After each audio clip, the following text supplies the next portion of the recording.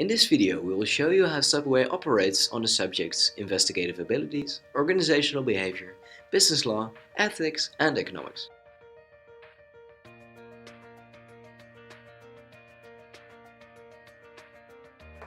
The history of Subway.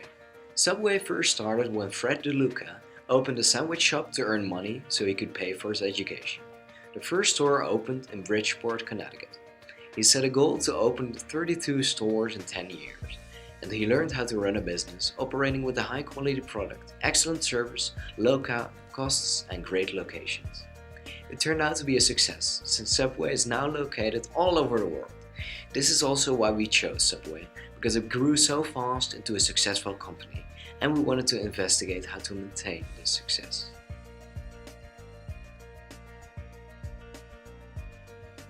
Investigative abilities. Group research.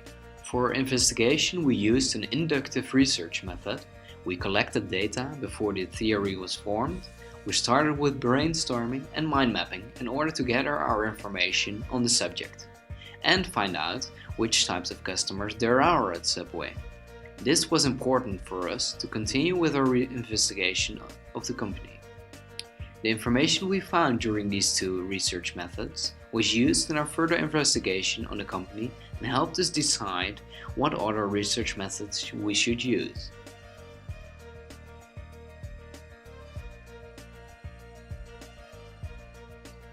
On the floor research. After we did our research, we decided to go to the Subway and do participant observation and fly-on-the-wall observation. We watched the processes take place from a distance, but we also took part in the processes. During our observation, we could see different groups entering at different times and ordering different things. We decided not to talk to the customers we were observing because this, according to us, wasn't that important and crucial for our investigation.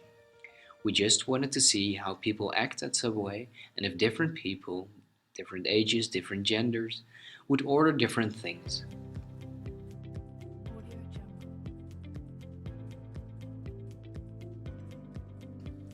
Final product. After we finished our observation, we had some short interviews with people working at Subway. They could tell us more about the company itself and give us more information for the upcoming subjects.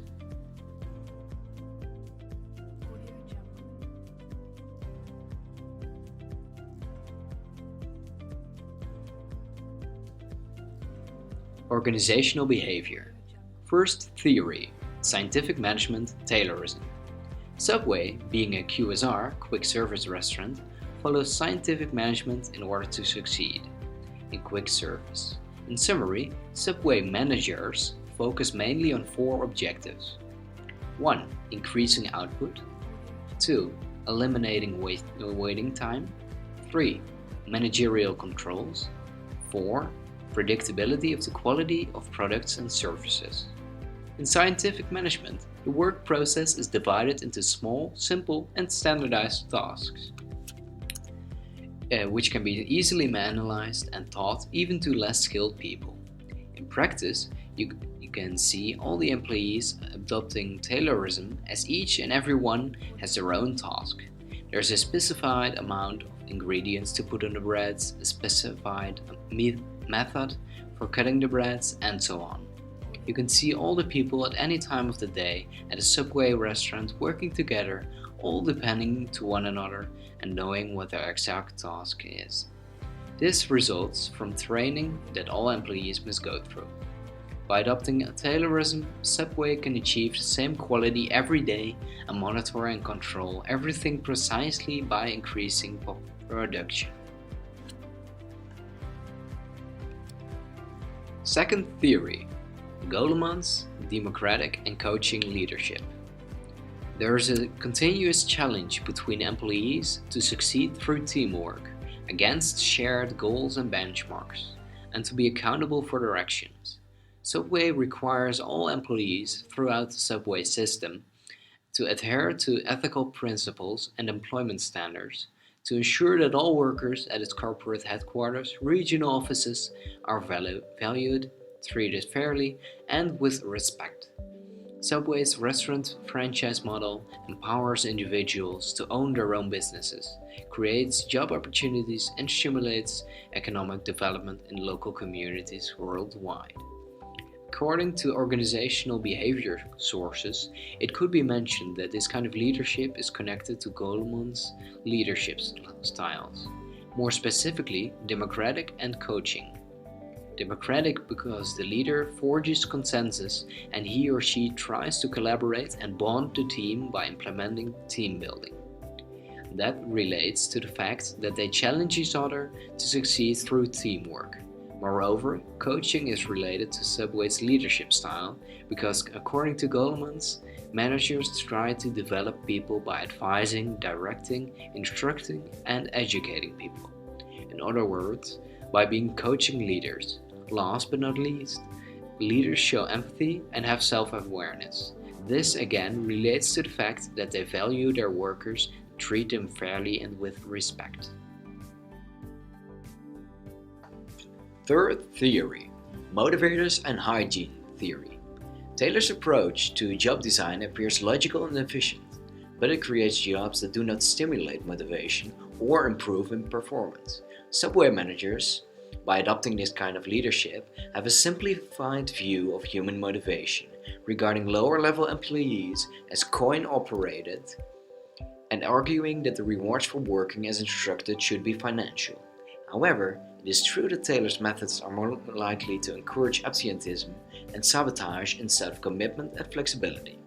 Unfortunately, Subway managers are not interested in theories of motivation as source of alternate methods for encouraging motivation and high performance, like the job enrichment technique of Frederick Hertzberg.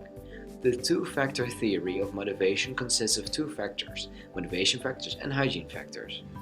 The managers of Subway prefer to focus on the hygiene factors. When talking about hygiene factors, we refer to the aspects of work that remove dissatisfaction but do not contribute to motivation and performance. These factors include pay, security, status, etc.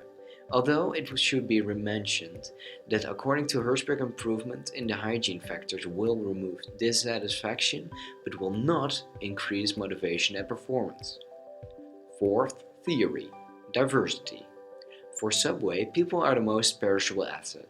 The company has a strict privacy policy, values the uniqueness of different people, and does not track specific information regarding the race, sex, creed, religion, or color of its franchisees or their employees. Indications show that approximately 34% of the working force are women, 24% are members of minority groups, and 10% are aged 62 or older. Third theory.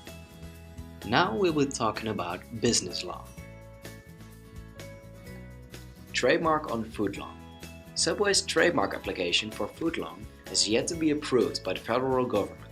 Subway has attempted to register it with the United States Patent and Trademark Office twice. Companies like Pizza Hut, KFC, and Taco Bell are opposing that application. There have been several lawsuits where Subway tried to stop other companies from using the term footlong. United Kingdom VAT treatment. The UK government announced plans to close the loophole that allows Subway competitors to offer hot food without paying VAT.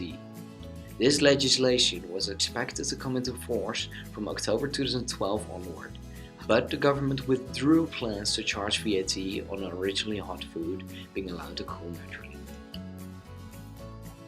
Franchise relations. In 1995, Subway sandwich shops, Fred DeLuca, Peter Buck, and Doctors Associates, Inc., were held liable for breach of contract. An Illinois jury awarded more than $10 million in damages to Nicholas and Victoria Gianotta after finding lease and contract violations. The plaintiffs claimed the defendants had misrepresented the asset value of Subway sandwich shops while negotiating a lease agreement. The U.S. House of Representatives Small Business Committee studied the franchise industry from 1992 to 1998. It was noted that Subway is the biggest problem in franchising and emerges as one of the key examples of every abuse you can think of. In 1989, the U.S. Small Business Administration refused small business loans to Subway franchise owners until Subway removed a contract clause which gave it power to seize and purchase any franchise without cause. Now, after these court cases, we will be continuing with ethics. Globally, the plants and distribution centers that Subway uses have been strategically located to significantly reduce transportation costs, fuel usage, and carbon emissions. Over the past several years, Subway has switched to products and business practices which use less energy and resources and generate less waste. Subway is of course always working on new ways to innovate in sustainability. In our research process, we've discovered that even small changes add up. Some highlights include restaurants uses sustainable packaging material and paper products. Salad bowls and lids are made of 95% recycled plastic bottles. Water-saving faucets and energy-efficient lighting are being used in every new Subway restaurant. Optimized packages of ingredients provide at least 650 tons less cardboard waste within Europe. Subway uses chemical cleaning, which are not toxic and biodegradable. Subway believes that the most sustainable practice is to reduce single-use packaging where feasible. The furniture does not contain ozone-depleting substances.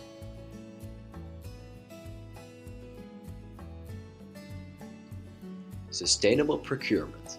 5 core points. Food quality and food safety. Subway's highest priority is to only serve food and drinks from the highest quality and safety standards, from farming till serving. Sustainable procurement solutions. There are strict rules about the obtaining of tuna, poultry, meat, fish, vegetables, coffee, and bakery products. Local procurement. Subway tries to buy as much as possible from local farmers to guarantee a high quality of the ingredients. If it is not possible to buy from local farmers, Subway still knows exactly where the ingredients are coming from and that they are safe. Animal welfare. Subway guarantees that the health and welfare of the animals is always in an excellent condition. The currents of the supply chain. The location of the sellers and suppliers has to be as efficient and sustainable as possible. Because of this, less carbon dioxide emissions will be released by the transport vehicles.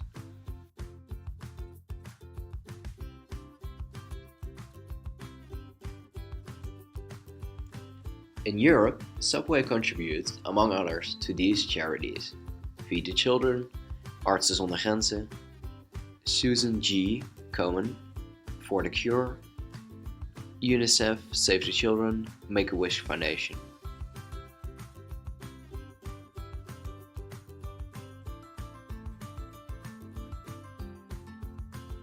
Macroeconomics. To understand the financing behind these sustainable practices we talked about before, we decided to look into the economics of Subway and 2 countries with a large quantity of Subway restaurants. Statistics of Subway. Subway has ascended over the last several decades, offering a healthy alternative for eaters who were tired of fast food, and at prices that made it unstoppable during the Great Recession. But the chain's fast rising rivals like Chipotle, Mexican Grill, and Firehouse Subs are beating Subway at the game it helped create, offering seemingly fresher, healthier, build-your-own meals. What customers see as healthy has evolved, and Subway hasn't. More people have got money to spend, and they're choosing to spend a little bit more on better concepts where they got a better product. Subway's strategy has only been to open more stores, and ultimately those stores just cannibalize each other. Subway's US sales last year declined 3% or 400 million, falling faster than any other of the top 25 food chains.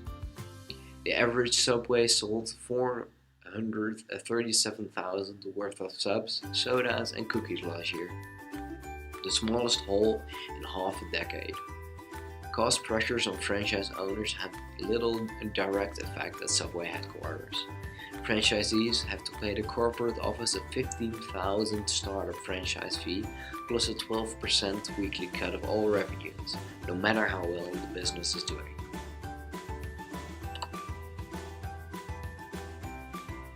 Marginal economic growth, the GDP. The Dutch economy grew by 0.1% in the third quarter of last year, 2015 of course, relative to the second quarter. The expansion was supported by consumption, investment and exports.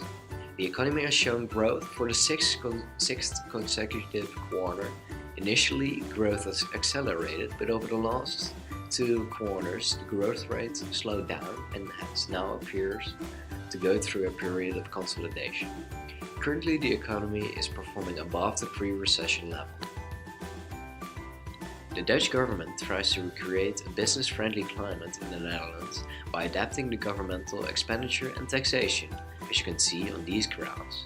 This is known as fiscal policy. The general explanation for the government's economic actions is that the aggregative demand created by households, businesses and the government is the most important driving force in the economy, and not the dynamics of free markets. This theory further explains that free markets have no self-balancing mechanisms that lead to full employment. Keynesian economics urge and justify a government's intervention in the economy through public policies that aim to achieve full employment and price stability. The Dutch government does the exact same thing. This means that the Dutch government uses strategies of Keynesianism. In November, the number of unemployed fell to 6.8% of the labor force, versus 6.9% in October. The job market has seen consistent growth for 6 quarters in a row.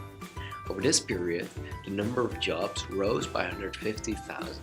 In the preceding 2 years, however, more than 150,000 jobs were lost, so that the total number of jobs is still slightly lower than in 2011. The annual inflation rate in the Netherlands was recorded at 0.7% in December of 2015, the same pace as in November. Prices remained steady from the previous month for housing, water and energy. Confidence among Dutch consumers is less positive than before, in particular about the economic situation. The confidence of manufacturers deteriorated in December. They were less optimistic, in particular about their future output results. But producer and consumer confidence are both far above the level of their long-term average.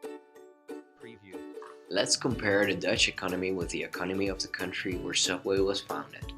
Take a look at the Dutch and American statistics side by side. The GDP growth rate of the US is higher than the GDP growth rate in the Netherlands. The unemployment rate in the Netherlands is higher than the unemployment rate in the US. The inflation rate in the US was at the moment of measure the same as the inflation rate in the Netherlands. As you can see, there's a huge difference in consumer confidence between both countries, with the American customer being the most confident, of course.